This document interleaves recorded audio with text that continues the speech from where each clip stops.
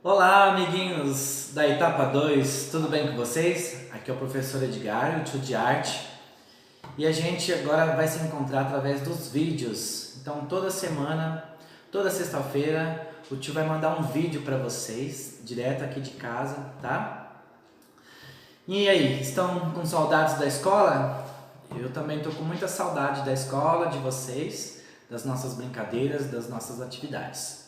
E hoje, a atividade que eu vou passar para vocês é sobre uma história, né? Eu vou contar uma história para vocês de um monstro que morava na floresta e que ele achou um objeto muito legal e que transformou a vida dele, tá? Essa historinha chama O Monstro que Adorava Ler, tá? Eu vou ler essa historinha para vocês, eu vou ler e vou passar as imagens para vocês, tá bom? E aí, semana que vem a gente se encontra novamente, tudo bem? Até mais, até semana que vem. História de hoje: O monstro que adorava ler. Era uma vez um grande monstro horrível, sujo e malvado. Ele vivia em uma imensa floresta que os seres humanos às vezes visitavam. O trabalho do grande monstro era espantar os intrusos soltando um urro terrível. Escondido atrás de um velho carvalho, ele morria de rir ao ver as pessoas correndo para fora da floresta a toda velocidade. Uma tarde, o grande monstro se entediava atrás do carvalho. Desde a manhã não aparecera um único visitante. Foi então que ele avistou uma garotinha. Depois de se sentar em uma pedra, ela tirou um livro da bolsa. O grande monstro imediatamente lançou um grito horrível que afugentou todos os pássaros. Mas a garotinha continuava debruçada sobre o livro, cativada pela história. O grande monstro, irado, inspirou então profundamente e soltou o urro mais apavorante que ele sabia dar. A menina teve tanto medo que deixou cair o livro e fugiu em disparada. O grande monstro caiu na gargalhada. Estava muito orgulhoso de seu grito. Nunca fora tão potente. Seria por causa do lobo que ele comeu no almoço?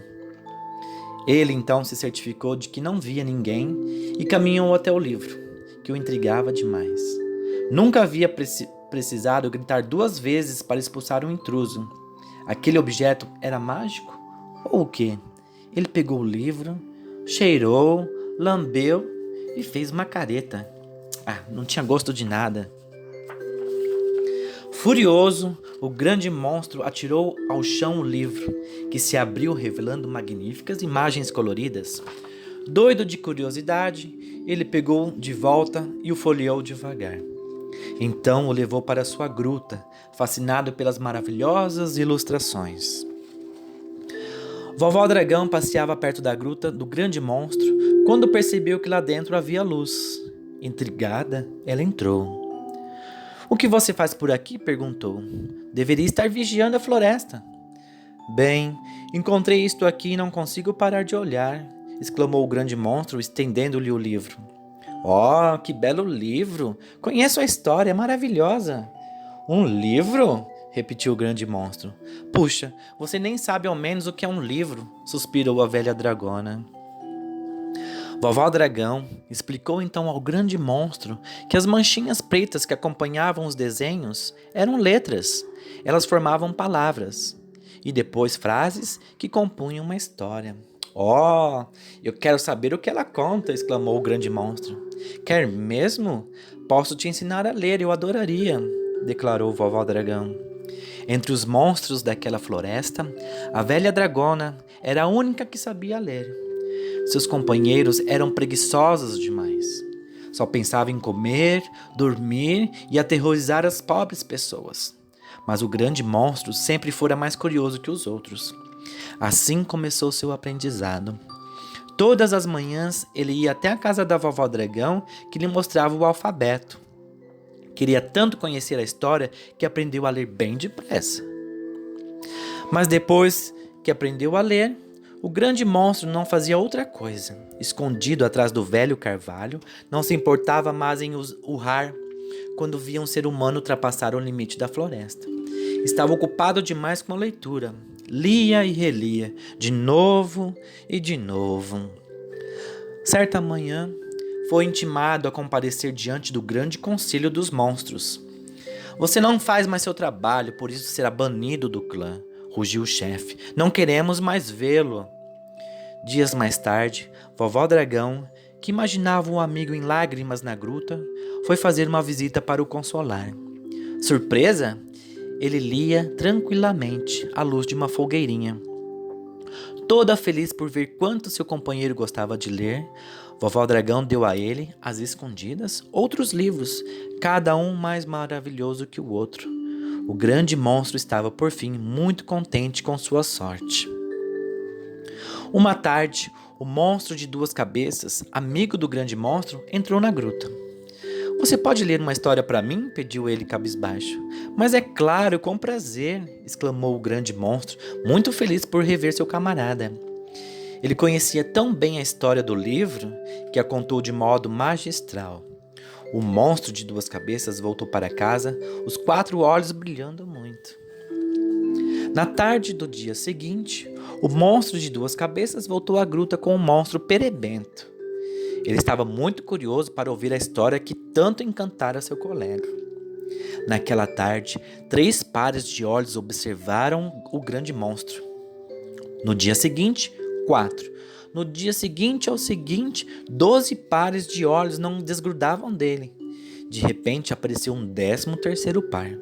Era o chefe dos monstros. Todos ficaram surpresos ao vê-lo, mas ninguém disse uma palavra, pois o chefe era terrível quando se enfurecia.